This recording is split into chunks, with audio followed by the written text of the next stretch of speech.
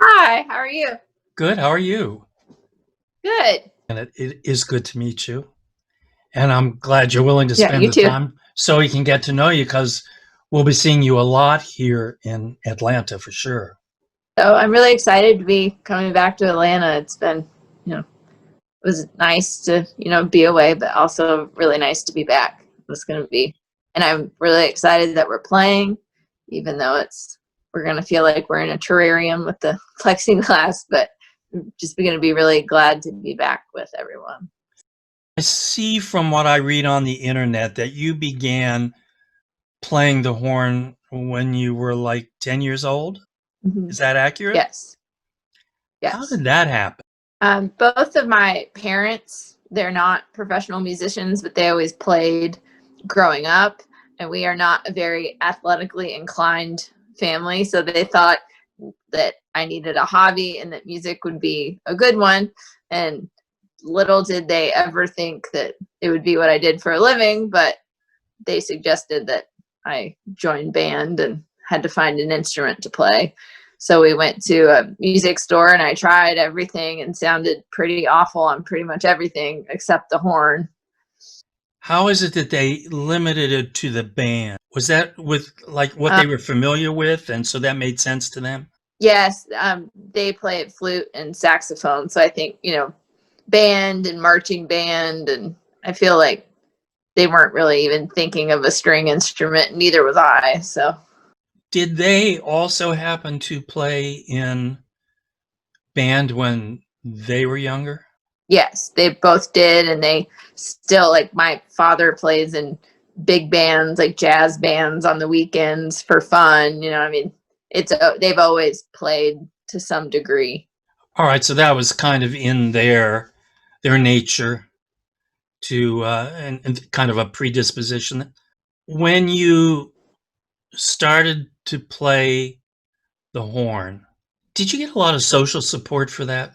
Not really. We didn't. I went to a smaller school, and we didn't have a band for a few years, so it was just me playing by myself in my bedroom. I mean, my parents always helped me practice and everything, but it was very much my own thing for quite a few years.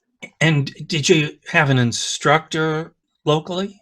Yes, I studied with a member of the Louisville Orchestra at the time. So how long did you practice in your room by yourself? How long was that period of time when you were pretty much it? It was at least a year and a half, and then I went into school band, but it was very small. I really didn't enjoy practicing too much. I had a book of Disney songs that I really liked to play, but I was being forced to practice for quite a while. But once I got into band and I went to a summer band camp in seventh grade, so I was probably like 13. That's when I really do it. You never felt ostracized or even gender stereotyped with regard to playing the horn? I didn't know. I mean, I was always surrounded by, especially when you're younger, it's just a whole big section of boys. But I feel like French horn is pretty, maybe not half and half, but closer to being pretty equal on the men versus women. Was there any kind of special limitation that a woman has in comparison to a man in playing an instrument that requires so much wind? I think I feel like there's judgment just as there is in anything. Certain people might think I can't take a good enough breath, or all that kind of stuff. But I've never, at least not that I was aware of, I don't feel like I've been judged for being a woman. I feel like I've more so been judged for being young, especially earlier on in auditions and stuff. When you would get to they get down to a few people and they want the more seasoned person or just someone who's been around the block longer than I have. But I'm sure there is some judgment towards women, but I've never felt it. Where did you go to school for music? I went to the Eastman School of Music for undergrad and then the New England Conservatory for grad school. And is there somebody that you particularly think of as a mentor who gave you the kind of motivation you need to keep going and to do as well as you do? I would have to say probably the whole section of the Boston Symphony, because they were very involved with us at NEC during grad school. And then, after NEC, I went to Tanglewood over the summers and they were there. And I, over the years since school, have gone up and I take lessons with all of them. And if I ever have a question, they're who I go to. So I think that section, that's kind of my go-to. And anytime I'm, needing some kind of motivation, I watch some of their concerts online or listen to old recordings I have from when I was in school. And that really kind of gets me going again. It's kind of hard to think of a better group from a better ensemble to have as mentors. That's for sure. Right. That's pretty wonderful. Yeah. I did notice that you accompanied the Boston Symphony on European tour. You were in the orchestra, sorry. Yeah, I was a substitute and went on tour with them. I think it was almost 5 years ago now. And I've subbed off and on since then, but it's always really cool to play with them whenever I can. Who was the conductor on that European tour? It was Andres Nelson. Well, yeah. It isn't as though you've played with minor league conductors all your career, that's for sure. Right. I've gotten very lucky and very fortunate. Boston Symphony Hall. Of course, a wonderful sounding hall. Yeah, it sounds amazing. And I mean, I think a lot of it, I think it's nice that they've kept the original look of it, kind of connects you more to the history. I think it's beautiful. I've been in a bunch of really ugly halls.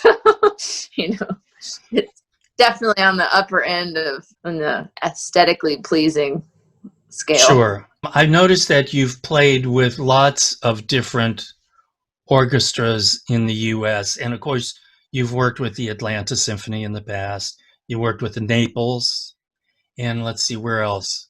Louisiana Philharmonic, L.A., Boston. Is there something you've learned out of working with all of those orchestras? I think all orchestras, no matter depending on how big or small they are or where they are, it's always basically the same thing. There's always the same kinds of people. Everything runs the same, and musicians we're all kind of in the same little cut from the same cloth kind of thing. But I think the camaraderie, no matter where you are, you always know someone in the orchestra that knows someone, everybody's connected somehow. The world gets smaller and smaller the more places I go. I assume you've had the opportunity while you're playing to listen to the various orchestras. Do you notice a difference in them? Yes. Can you talk about that? It just depends on the players who are in it and the leadership or conductor. I think probably just because I've been listening to them the longest, probably Boston is, they definitely have a style and their way of doing things. They play La Valse I feel like I've heard them play that more than anything, and they've got their style of doing it, and it's great. It just kind of depends on if the conductor wants specific things for them or how long the group has been together. When I was in Louisiana, it's got a lot of young people in that group that are in and out. So I feel like the dynamic there is always changing, especially even like section to section, how well people are playing together, the cohesion of the entire group, and all of that. Do you notice a difference in the level of playing among the orchestras? Yes and no. I think there's good and bad everywhere. I mean, obviously, like every group is going to have some players and some players that haven't practiced in 10 years, you know what I mean? But I mean, there's definitely differences depending on the level of orchestra, but I don't think the range of the top orchestras to the smaller orchestras is as big as people would imagine. Someone once told me that, you know, people in better orchestras are there because their bad days are better than other people's bad days. You know, no one sounds amazing all the time. That's actually been my experience, that at least in the US, some of the community orchestras are surprisingly good. Yeah. I agree with what you're saying, and it's a good observation. So you played with Atlanta before. Yeah. I left in 2018. I assume you had to audition, or did they just call you up and say, hey, you want to come back? How did that work? There was an audition. I had been in Atlanta for 4 years and stayed. Some of my very best friends are there, and I stayed pretty close with a lot of people. And I knew that there was going to be an audition, that Bryce was retiring, and kind of went back and forth on it. And I just really thought that, you know, because I was associate principal in LA, and I thought that, you know, being principal is always better than, you know, it would be different and a change and a different challenge. So I thought I would take the audition, and I kind of decided at last minute to take it. I had a few weeks off from LA last September, but that's when the audition was. But I had already agreed to play in Boston, and I was like, there's no way this audition's going to work. And I figured out that a few days before, I was like, okay, I can do this. So I played 2 rehearsals in Boston on a Wednesday, got on a flight immediately after the rehearsal, flew to Atlanta, got in a car, went to the hall, played the audition, flew back to Boston the next morning and made it to rehearsal, and then we had a concert that night. I don't ever recommend doing that ever again, but it worked out, and I had the audition, and they decided to give me a trial week, and I played a week in February, and then I was officially offered the job after that. It got complicated because I needed to be there on a music director week, but LA was very busy. We were on tour and recording and all, so the only way that the weeks lined up was that one week in February, so that Maestro Spano could be there. But it was a Vaughan Williams symphony, and I forget what was on the first half. It was a choral piece, but I didn't have much choice. It was just that was the only week that was going to work. What piece did you have to play for the audition? Was it your choice or was it theirs? Yes, there were a lot. Were you familiar with those pieces? Yeah, for the most part, it was. I think there was only one that I wasn't too terribly. I'd played the Bach B minor Mass. I'd played it years ago, but didn't really remember or retain much of that. But for the most part, it was a pretty standard, you know, it's always the usual characters on a audition list. Was it behind a screen for the first rounds? I didn't have to go to the prelims or the semifinals because I was still technically I took 2 years off of Atlanta, so I never quit my third horn job. So as a member of the orchestra, you can be automatically advanced to finals. Oh, cool. All right. Well, that was shrewd. Well, you know, I think I lost count, but I've taken probably at least 50 auditions, and I've only the last few years have started getting pre-advanced at all anywhere. So I'm sure you've probably seen the stuff in the New York Times talking about maybe the days for blind auditions should be over with.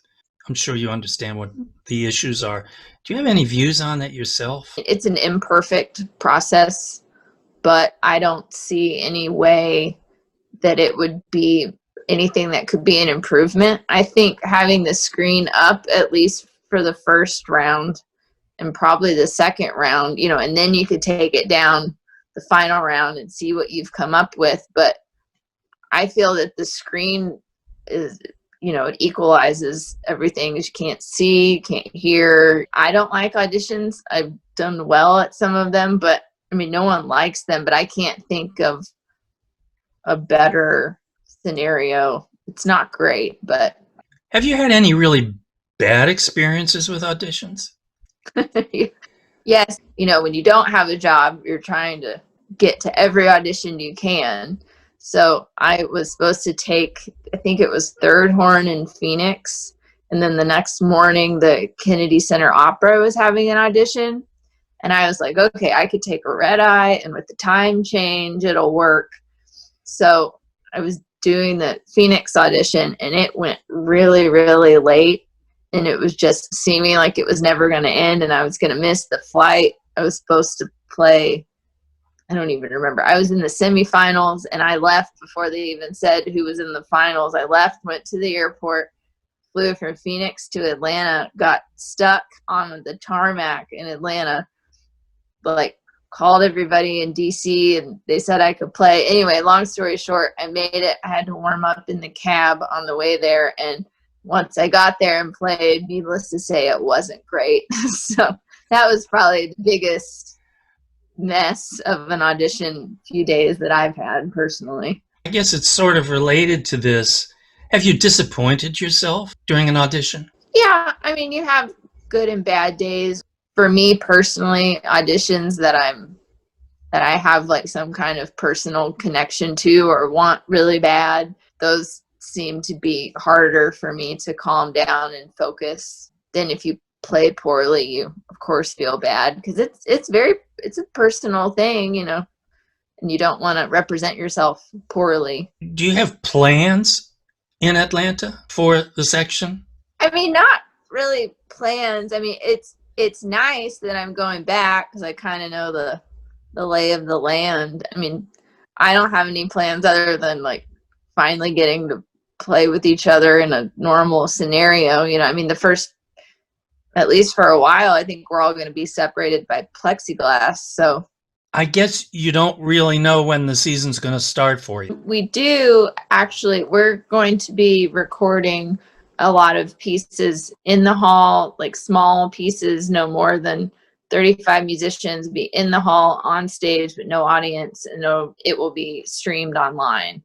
And we're going to start that in a few weeks. It's going to be a whole new adventure for everybody. What the symphony's doing is creative because a lot of the symphonies have just shut down, and they're not going to play at all, at least through December. So I'm happy to see that the symphony's trying this. Yeah, I'm all for it, and I give credit to everybody because they had to totally start from scratch to get all this together. So I think anything is good. I'm just glad we're doing something. Exactly. Do you have a particular piece of music where you think the horn is really well displayed? I think Einheldenleben and like Mahler 5, the ones that the usual suspects. I also personally really like the Brahms piano concertos. I know like there's only a few little horn moments, but I've just always really enjoyed those. And of modern composers, do you see anyone who has a particular affinity for writing for the horn? It was interesting when I was in the LA Phil, we did a lot of new music, but then I was also on the side whenever I could fit it in, playing in the studios like for movie stuff, and that was also new music. So it was interesting to see the different ways that they would use horn. I'm a sucker for movie music. It's kind of one of my favorite things. So I mean, I enjoyed that more, but it was definitely more of a traditional way to use the horn. Have you actually played on soundtracks then? Yes. Independent of writing for horns, is there particular contemporary composers that you like? I have enjoyed some of the Andrew Norman pieces that we did, and then Thomas Addis, some of his newest pieces. I mean, they are hard. Takes me a while to get it, but like there's a lot of cool things that he's been writing that once I get it learned, it's fun. I wanted to talk a bit about Dudamel. He and Nelson's are probably two of the foremost conductors today, and Dudamel gets lots and lots of attention, in part because of his youth and his flair. What was your experience with him as a conductor? Were there uniquenesses to him that you found as a musician that were particularly good? I really enjoyed him. He was always very nice and also very personable. You didn't feel strange or like you were being a nuisance if you had a question or whatever. But I think, like I said, we did a lot of new music, and he always had all the meter changes, pattern. I mean, it was always on no matter what. And a lot of that stuff, we were doing a lot of it in a short amount of time. So he was just always steady and dependable. And I mean, I found that really impressive. It was always very clear. And we took Rite of Spring on tour, and so we played it a lot. And that was fun for me. And like I said, it was always clear, and it was the way that he would conduct it was a little faster than I was used to, which I liked, because slow Rite of Spring I'm not a fan of. So Nelson's, I assume he didn't play as much contemporary music as right. Dudamel programmed. Just because I was a sub, I wasn't there too terribly often, but I think the pieces I played the most with them was Ein Heldenleben and Mahler 6, and I was playing assistant, so I had more time than everyone else to sit there and like listen and see what was going on. As I mentioned before, I think Boston has their own style of doing things, and they're like style machine kind of thing, and he goes with them and guides them. I think they're a really good match for each other, both him with the group. They're both on the same musical page, I think. Maestro Spano will be leaving at the end of 2021. Do you think you're taking a risk by coming in at this time at the end of his tenure? I don't think I would use the word a risk, but I do think whoever they hire to replace him is really going to shape not only the orchestra, but the direction of the whole organization. You know, I mean, that's the leader of everything. So I think that's going to be a very big decision to make for the committee. He's going to be very hard to replace, and I think they've really got their work cut out for them finding someone to fill those big shoes. And he's been around a substantial amount of time. Yeah, I think it's 20 years. Yeah. So it's something like the Titanic, you hope the rudder is big enough, because it is probably going to have to change directions. Yes. Have you ever been performing and made a really bad error with the horn? Yes. More times than I can count. And I assume, as they say, it's the ill wind that nobody blows good. I mean, it's a difficult instrument to play. Right. Anyone stick out in your mind? Oh, as being bad? Yeah. I mean, everybody misses notes, especially on horn, no matter how good you are. I mean, everybody's going to have a bad night. I think the biggest thing, because there is such a high probability of error, all you can do is, some nights it's just a bad night from beginning to end, and you just have to try and make your way through it. But I think the recovery after messing up something is the most important, and I think that's what the real true greats, whether they mess up or not, keep it together and just bounce right back. Do you have horn heroes, players that you would like to emulate, or at least you look up to as being phenomenal? Obviously my teachers, like Boston. I mean, I think everybody has like their dream place and dream job and dream everything. It's Boston for me and all the players there. But I think one not as well known as some, but Maria Luisa Neunecker, she has recorded like the Glier Concerto, but that's always been a big one for me. A great player, and I've always really enjoyed listening to it, especially her sound. I'm a big sound person. I'd rather somebody with a really good sound miss every note than, the other way around.